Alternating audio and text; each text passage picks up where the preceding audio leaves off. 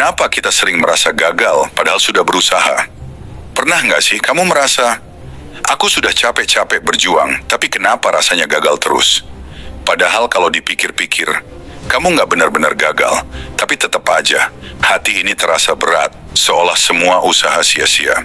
Hari ini, kita bahas kenapa perasaan gagal itu sering datang, bahkan saat kamu sudah melakukan yang terbaik. Bagian 1. Ilusi kesuksesan di era modern.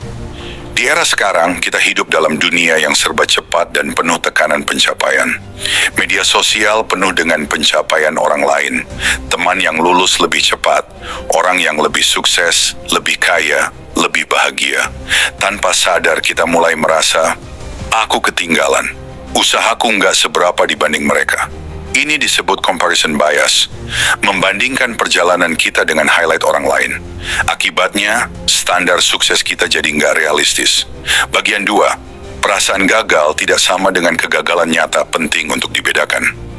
Gagal secara objektif, misalnya, tidak lulus ujian, tapi ada juga yang namanya perasaan gagal, yaitu saat kamu merasa kecewa, padahal sebenarnya kamu sudah berprogres.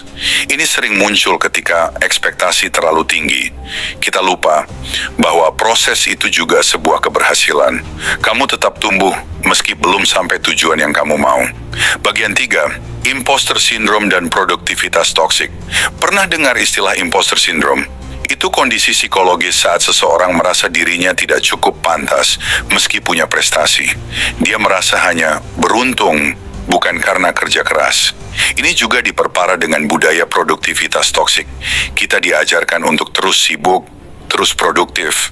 Padahal manusia butuh jeda, butuh gagal, butuh belajar.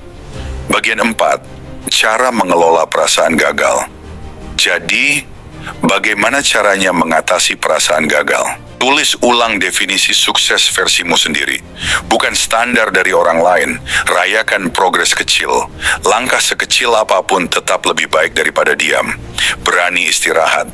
Menghargai tubuh dan mental itu bukan kemunduran. Curhat atau cari dukungan.